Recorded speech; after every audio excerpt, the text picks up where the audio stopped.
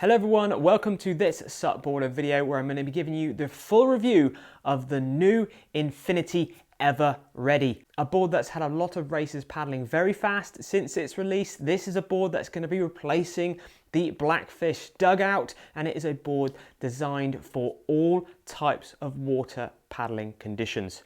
I'm going to give you a full rundown of this board. We're going to be looking at the shapes and the design features that the designer Dave Boehne put onto this board. Obviously, going to give you our feedback of what it's like on the water and hopefully give you a really good idea of if this board is right for you. So if that sounds good to you, watch on. As always, guys, if you find our content useful, please subscribe to our YouTube channel, check out the full SUPboarder Mag website, and also SUPboarder Pro for the next level of SUP content. And of course, get your comments in there below. So this board that we've been using is the 14 by 24. It retails at £3,295 or $3,495. And this one, when we weighed it, weighed 11.9 kilograms. You can also get this in a 21 wide, a 22.5 wide, and a 26 wide. The only construction you get these boards in is the Team Elite Carbon. It's basically a full-on carbon board, EPS foam core, very, very light, and a good amount of stiffness as well, which is what you're going to want when you're going to be paddling fast. Before we go into the shape and design and what this board was like on the water, I do want to touch into Infinity because there is a really rich surf SUP heritage behind Infinity, and some of you might not be aware of it. It all started back in 1970 when Steve Boehne started making surfboards under the name Infinity. Steve originally started surfing in the 60s and was very much in the pioneering days. It must have been a really exciting time to be around surfing, and definitely where they're based, Huntington Beach, California, was really the epicenter around that. Steve and his wife had two boys, Dave and Dan. They're both very experienced shapers.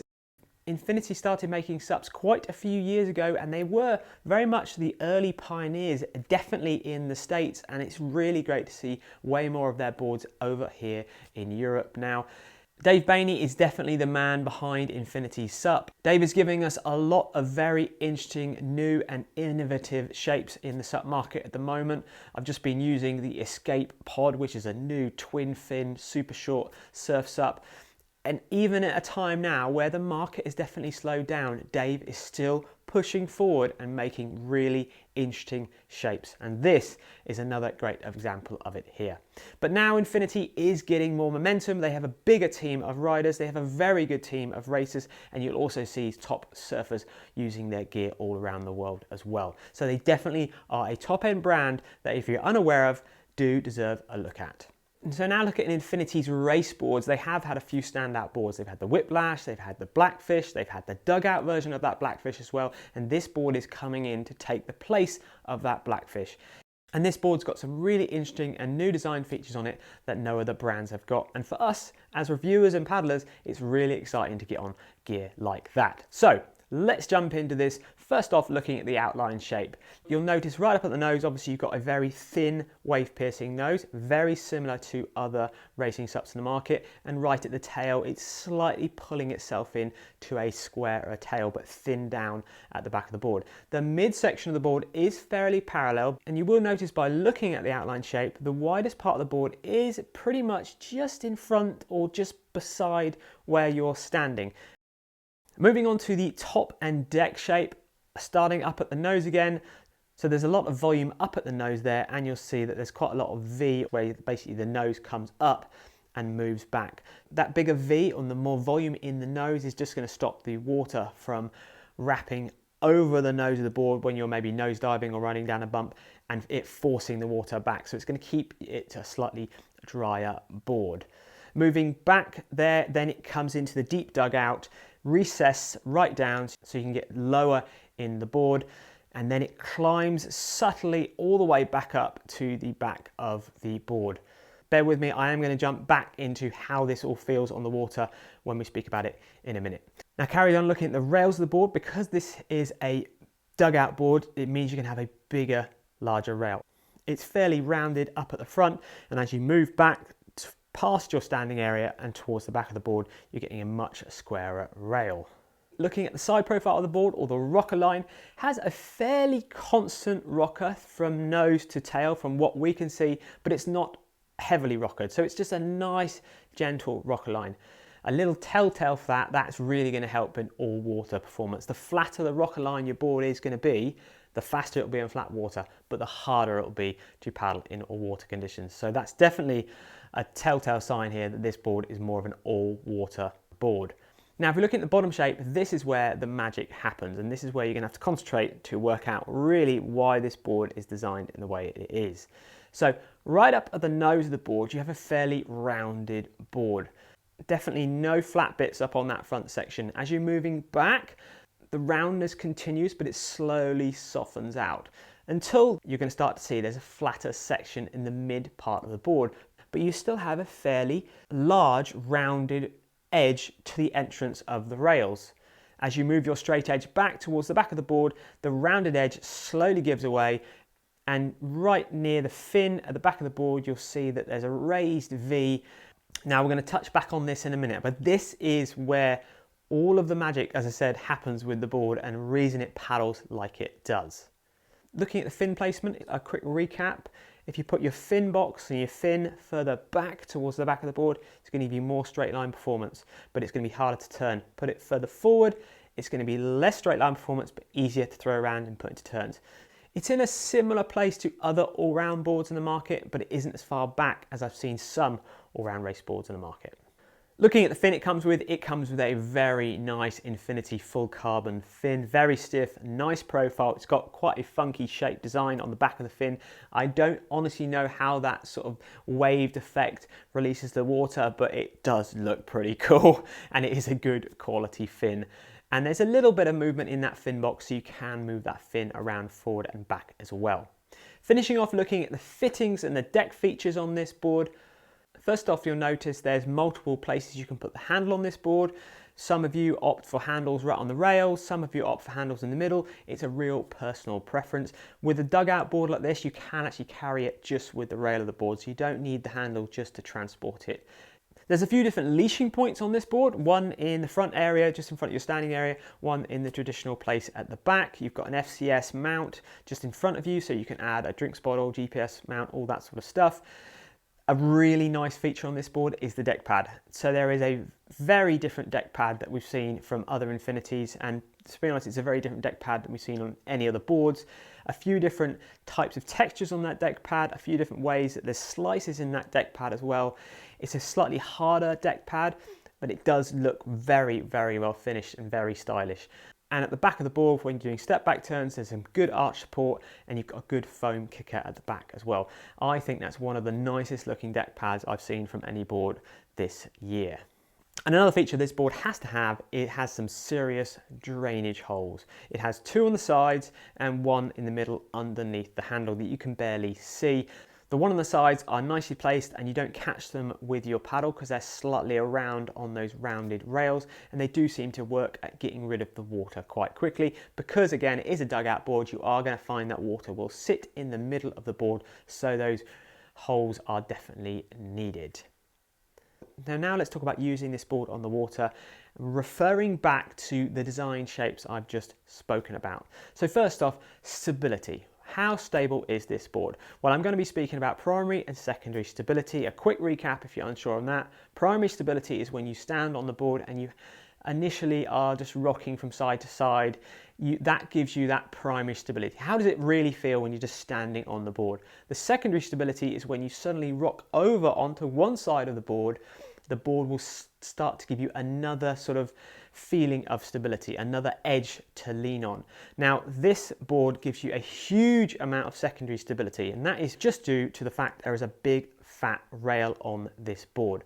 The bigger the rail is, the further you can go over on the board, and that is secondary stability. So primary, standing upright, rocking from side to side slightly. Secondary is when you go right over on the edge. So this board has an really good secondary stability and an okay primary stability. Now, the reason I'm saying an okay primary stability is because where the rails are slightly rounded down onto the flat part of the board, that is the transition area from primary to secondary. So if those rounder rails were not on the bottom of the board and they were flat right to the edge of the board, there'd be a slightly more primary stability.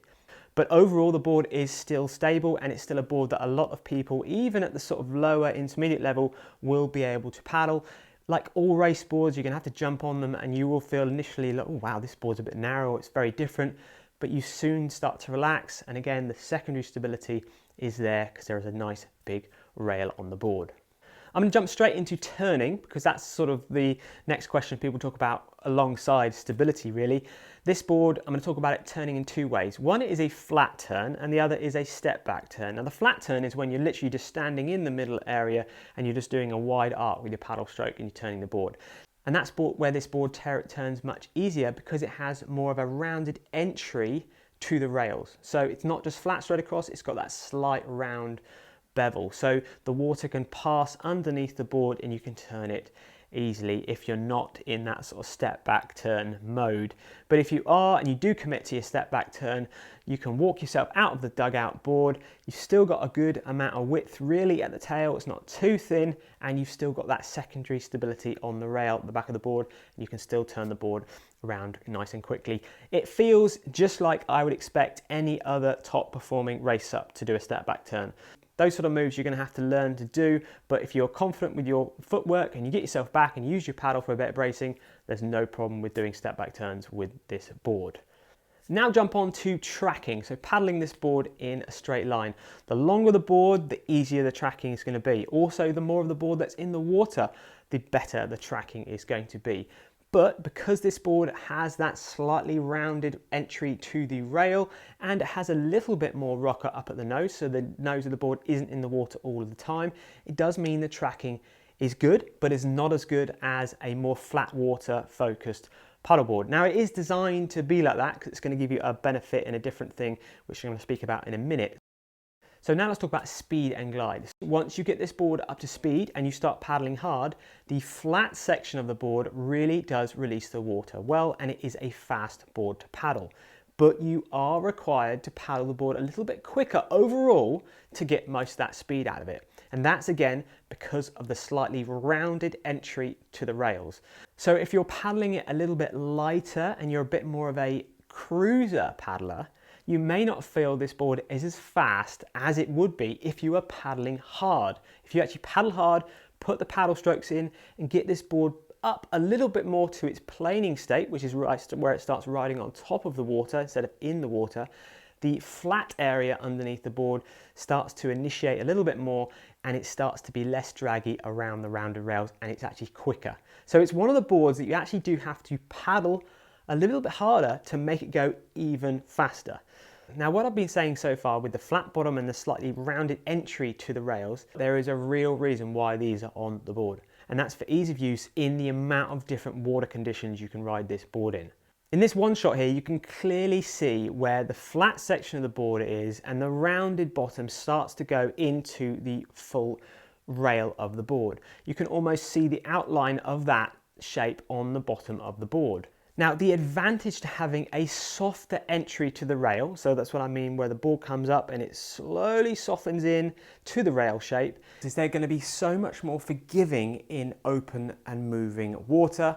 When you're paddling for bumps, if you're just getting into downwinding or river estuary paddling and you're catching little bumps, it allows you to paddle and stay in your normal paddle position and just literally catch and go straight onto the wave because of the nose shape, because of the rocker line, because of the volume up at the nose there. Also, if you want to catch bigger waves, faster waves, if you actually want to surf, this is the board to do it because of that rounded entry to the board. It picks up quickly, and having a softer entry to that rail is going to allow you to change direction so much easier than having a sharper rail. Again, you've got a subtle V at the back of the board near the fin. That's going to allow you to do rail-to-rail transitions as well. But when you're using the board into wind, downwind, a crosswind is a real big one, because if you're paddling crosswind, the wind's trying to push you back, you have chop coming underneath the board. The squarer the rail is, the more that rail is going to catch and try and push you off. The slightly rounded nature to the entry to the rail allows the wave to go underneath the board or you to ride over the top of the wave.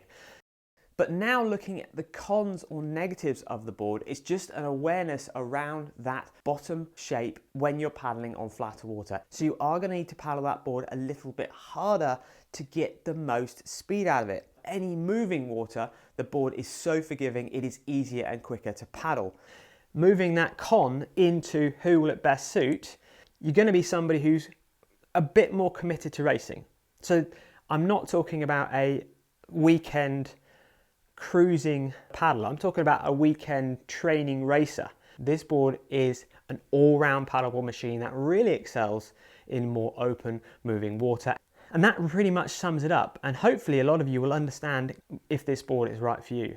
Weekend paddler looking to paddle around the river bend a little bit quicker? Possibly not. Weekend paddler looking to train for his next event and all open waters? Absolutely, this board needs to be on your bucket list. Also, I do think the board looks pretty cool. It's a very standout look, a very different look from Infinity, moving away from the brushed carbon.